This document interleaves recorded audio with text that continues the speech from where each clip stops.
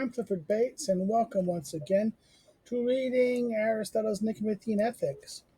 Today we're looking at Chapter 5 of Book 10, which continues again on pleasure, right? We started a new starting point was last. The whole books have been on. We had first two books, kind of chapters were on the question of pleasure. It started out. We ended chapter 3 with kind of saying, well, we're at a completion. Chapter 4 starts from afresh, and now we're continuing it in chapter 5, right? So it is pleasures, so that it is pleasures, so it is that pleasures seem to differ in form from one another as well. So therefore, the pleasures will differ in form, eidos again, from one another. For we suppose that things differ in form are completed by different things. So we suppose what things different in form are completed by different things. So it appears with natural things. So this appears with natural things and those made of art. For examples, animals, trees, and drawings, a statue, a house, an utensil, right? In other words, we suppose that things different in form, are completed by different things. Nature, this is and this is true both in natural things as well as things made by art, right? And he gives the example of animals, right? Trees, a drawing, art, a statue, art, a house, tens art. In a similar way, too, activities differ in form, are completed by things different in form. The activities bound up with thinking differ from those related to sense perception, and they themselves differ from one another in points of form. So, therefore, in other words, thinking is different from thought perception, right? Different. They come from they're bound. In other words, and that the different forms of source perceptions and they themselves are different from one another in point of form. So too do the pleasures that complete them. So the pleasures that complete both thinking and sense perception differ from, in terms of form, from one another. Right? They're both pleasures, but the form of the pleasure differs. Right? This would be apparent also from the fact that each pleasure is closely bound up with the activity that completes. For the pleasure proper to the activity helps increase it, right? Those who engage in the activity with pleasure just each particular better and are more precise about it. So therefore, in other words, those who engage in the activity with pleasure judge each particular particular better and are more precise about it, right? For example, those who delight in practicing geometry become skilled geometers and grasp each particular better. And in the same way, lovers of music, lovers of house building, and each of the rest of their respective work because they delight in it. So this idea that if you delight in it, you're going to be more attracted towards it and do it better, right? Inclined towards it. The pleasure helps increase the activities. And things that help increase something are proper to it. This idea that, because, in other words, a thing that helps increase it is proper to it. But when things differ in form, what is proper to them also differ in form. So therefore, as things will differ in form, what is proper to them also will differ in form. This would be still more apparent from the fact that given activities are impeded by the pleasures arising from other activities. Those who love the alos are incapable of paying attention to speeches. If they overhear someone play the altos, the animal, right? because they take greater delight in the art of the artos playing than they do in the activity before them. So in other words, if you have in other words, if you get a pleasure from this, and then some other thing is put in front of before you, that pleasure, the pleasure you get and the attention that it will drive you towards that thing that pleases you, may drive you away from other things, like when they hear speeches, right? You would have you're not incapable of paying attention to speech if they overhear someone playing the musical instrument, right? The pleasures derived from the art of althos playing, yeah, is playing, then spoil the activity concerned with speech. In this example, right? You can't pay attention to the pleasures that you hear playing the instrument versus paying attention to the speech. Oh, this is going to drive my attention. The music and my pleasure from it will grab my attention, and that's he's saying. And therefore, spoils paying attention to speech. It prevents it, or spoils the activity. A similar thing happens in other cases. Whenever someone is similarly engaged in two activities, for the more pleasant activity dislodges the less pleasant one. And if it differs greatly, uh, in point of pleasure, it does all the more. It does this all the more, since the one cease to be engaged in the other activity at all, as such that one ceases to be engaged in the other activity at all. In other words, if I really get a lot of pleasure from this, and this I don't really get that much pleasure from, I'm not going to be paying attention to the music or the thing rather than pay attention to speech. So this is a problem. You have this how it takes the attention of this, dislodges the other one, right? Hence, when we take intense delight in anything whatever, we hardly do anything else. And when the satisfaction we receive from something is mild, we turn to other things. For example, who eat sweets in the theaters do so especially when the actors are poor, right? When I'm going to eat the sweet things. When the actors are poor, I'm not going to pay attention to them. I will do something else I like, and I like to eat the sweet things, that eat. Well, if the actors are paying attention, I'm not going to turn to eating sweet things, right? So those who eat sweets in the theater do so when the actors are poor. But since the pleasure proper to the activity adds precision to them and makes them longer lasting and better, whereas alien pleasures ruin them, it is clear that the greatest difference between the two kinds of that that there is a great difference between the two kinds of pleasures, right? In other words,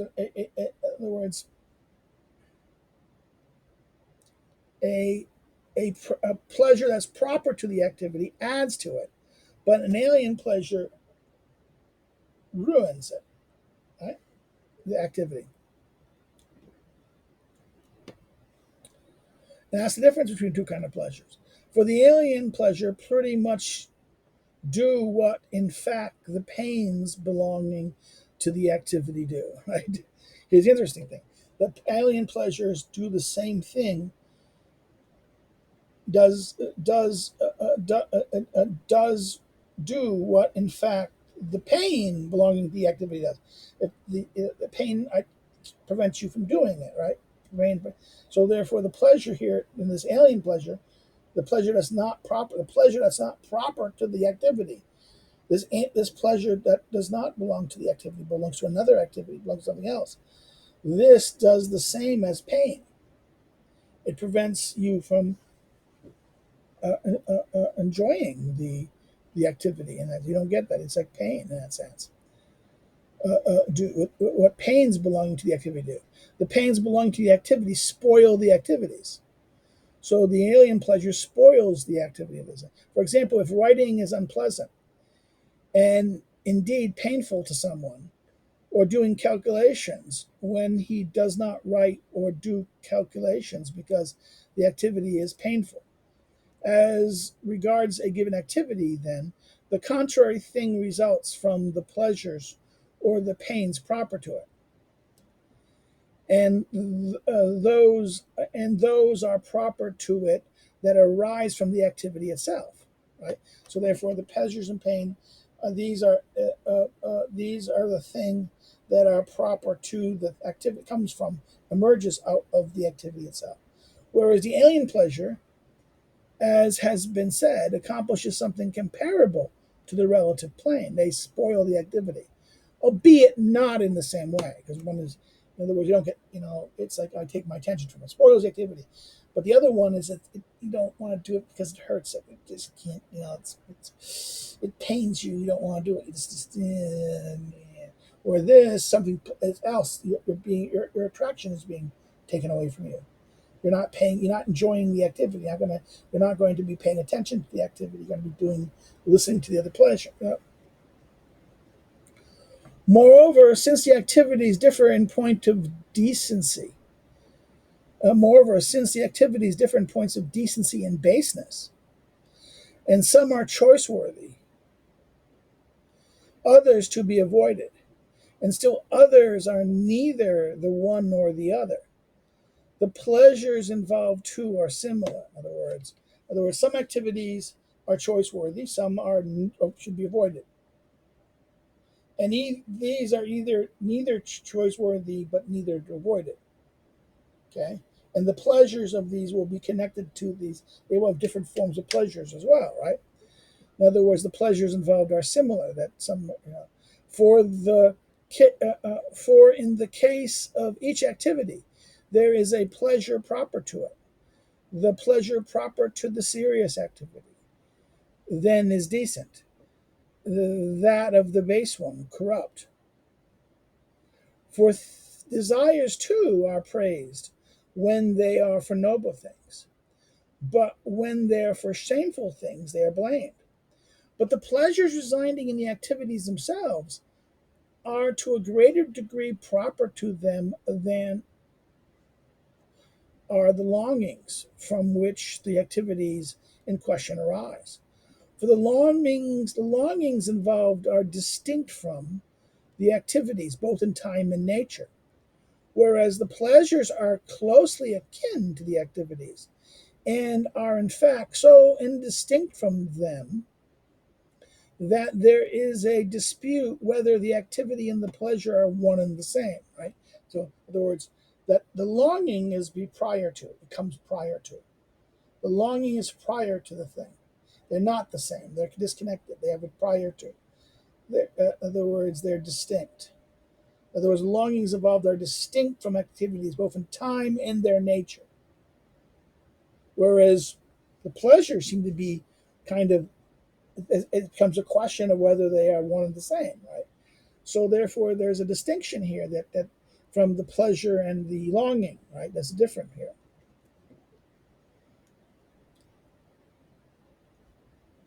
Just as there are different activities, then so too are there different pleasures. Sight differs from touch. 19. The verb is deleferen, which is superior, which also means superior to, right? Well, okay, it means differs, but also superior. I think superior.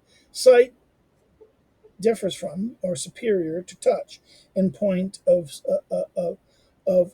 purity. I'm not sure about that. I think superior to touch in point of purity, and hearing and smell from taste.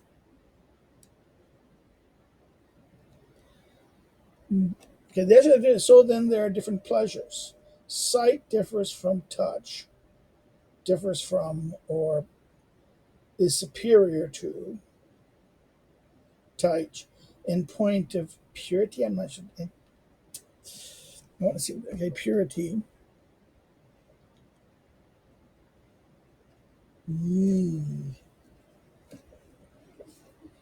don't like purity.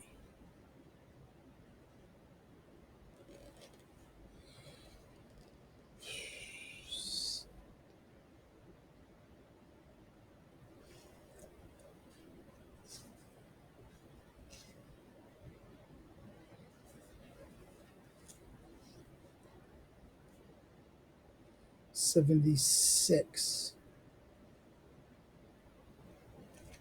Yeah, purity also.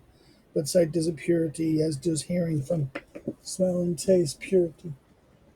It's the same one. Uh, uh, Sorry. Put one thing away, knock out something else out. So therefore, that's a weird pain. And so, so sight differs from touch in sight of purity and hearing as well as taste.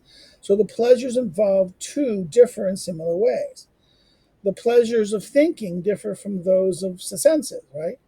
In fact, each of these latter differ from one another as well. In other words, the idea that, in other words, the senses themselves, the different senses, perceptions of things, different senses will differ as well. The pleasure from them will differ. So not only is thinking and sensing as two different things, the pleasures differ in several ways. Pleasures of thinking differ from the senses, but also the different senses will have different pleasures as well. So therefore, there's distinctions here in that sense. It seems too that there is a pleasure proper to each animal too, right? As there is also a work, or for the pleasure accords with the activity. So therefore, each animal, there's a certain, he says that there's a pleasure to each animal. Each animal has a certain kind of pleasure that's proper to it.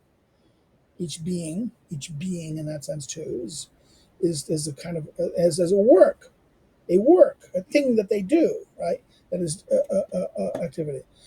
This too would be apparent to someone who contemplates each case.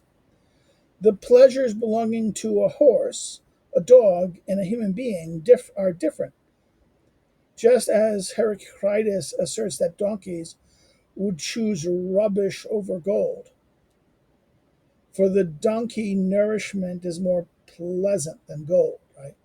Heraclitus of Ephesus was among the most prominent of the pre-Socratic philosophers, best known for his doctrine of the logos at work in the cosmos, right?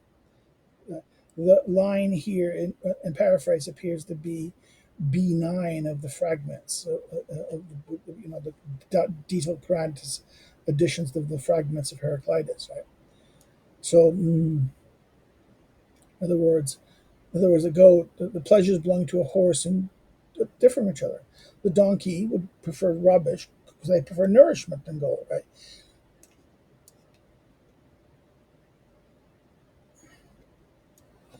The pleasures then that belong to things different in form. In other words, the pleasures then that belong to things different in form themselves differ in form. So therefore, the different types, a pleasure of a dog, the pleasure of the what do you call it? The pleasure of the horse, the dog, and the human are different in form. Therefore, the pleasures themselves differ in form. The human, the dog, and that differ in form. Therefore, the pleasures that is specific for that each is going to differ in form. And it is reasonable that the pleasures belonging to the same things do not differ. So therefore, the human pleasures are not going to, the pleasures that humans do, they're going to, pleasures of dogs, pleasures of horse, these are going to be okay, the same. In other words, not this, but the pleasures do vary, to no small degree in the case of human beings. So therefore, yes, the pleasures of donkeys, the pleasures of dogs, the pleasures of this will probably be the same, except for human beings. Human beings seem to say that there's a great degree, right? But the pleasures do vary to no small degree in the case of human being, at any rate. The same thing causes delight to some and pain to others.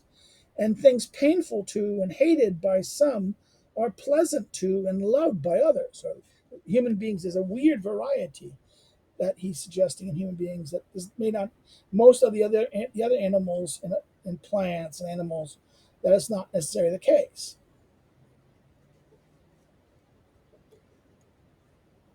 This happens even in the case of sweets. The same thing are not held to be sweet by a feverish person and by a healthy one, nor is the same thing held to be warm by a sickly person and by one in good condition, as happens simultaneously in the other cases. So there was not only does this person, it also, in other words, he's saying that things, the qualities of pleasure and pain will differ, can vary among human beings, not only because of the individual and that, but also in the in an individual himself at different times and different conditions will vary. In other words, the healthy person and the sick person will not have the same sense of sweet of what is warm, right? Same thing. What is someone who has a fever versus one that doesn't have a fever, will have a different sense of what is sweet, right? But in all such circumstances, what appears to a serious person, the spoudios, seems to be the case in fact. So in all such circumstances, what appears to be to a serious person seems to be case in fact. And if this is nobly stated, beautifully stated, as indeed it seems to be, and virtue, and if virtue, and the good human being, insofar as he is good, are the measure of each thing, then the pleasures that appear to him would be pleasures in fact, the true pleasures, right? And the pleasant thing would be those in which he delights. So, therefore, in all circumstances, what, a, what appears to a serious person seems to be the case in fact.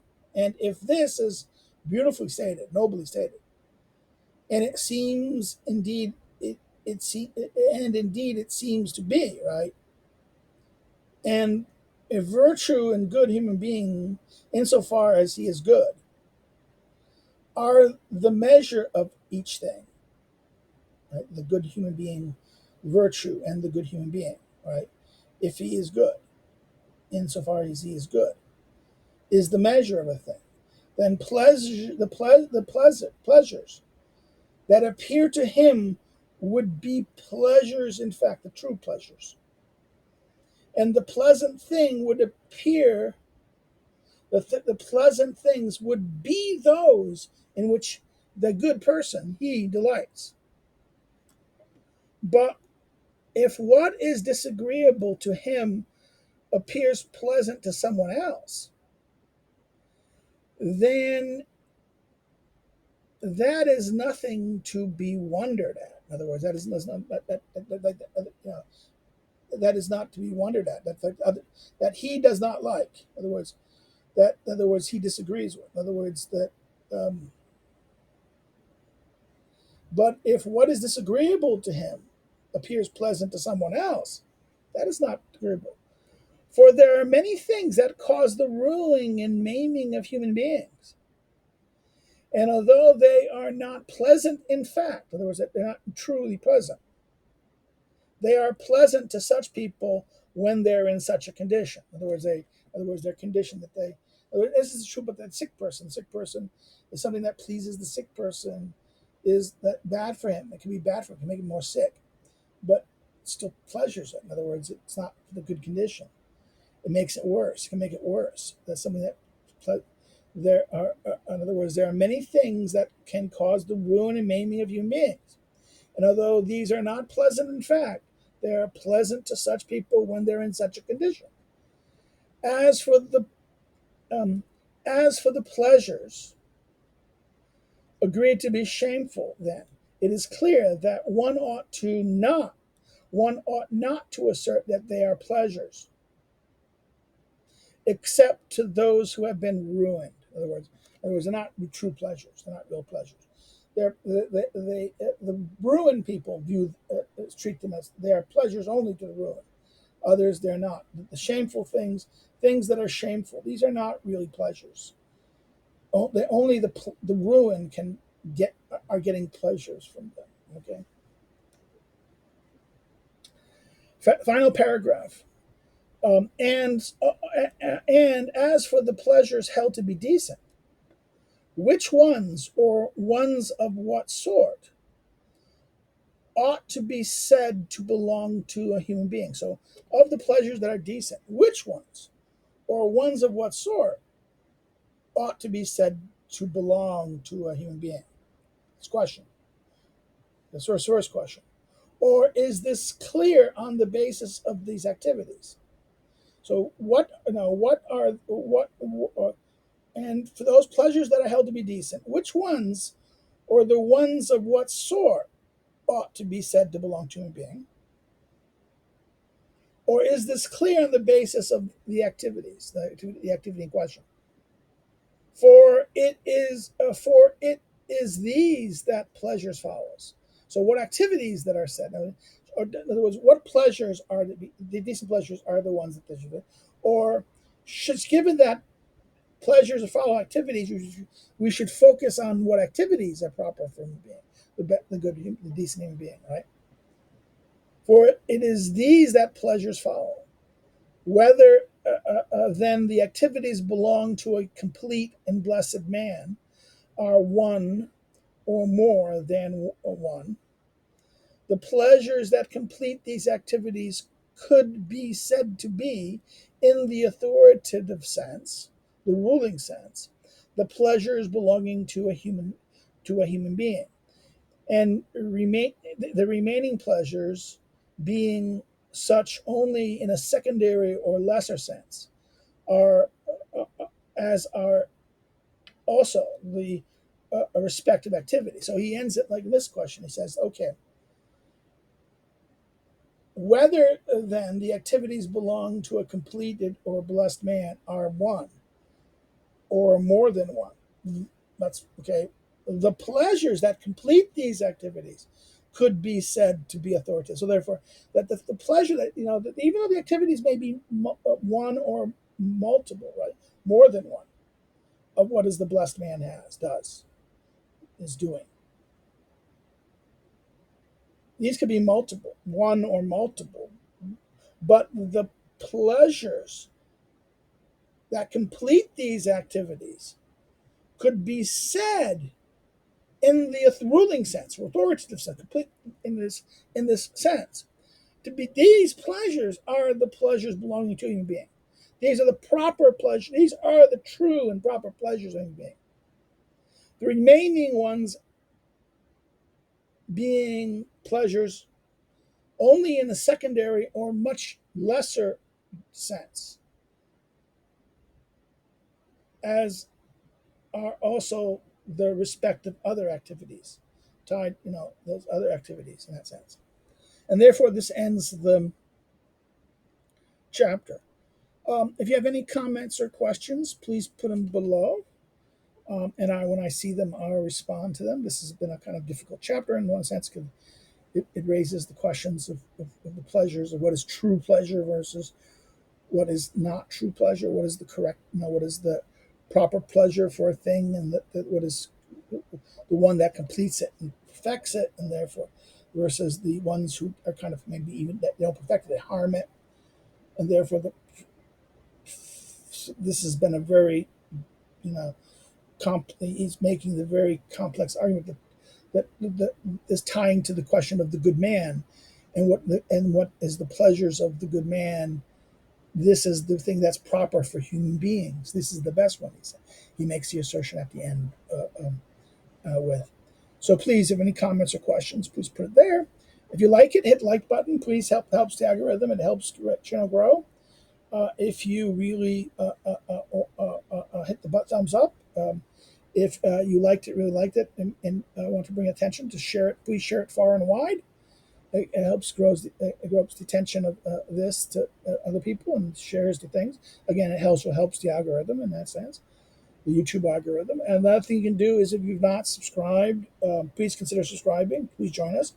Again, this growing the channel helps bring attention to things and get options that we don't have.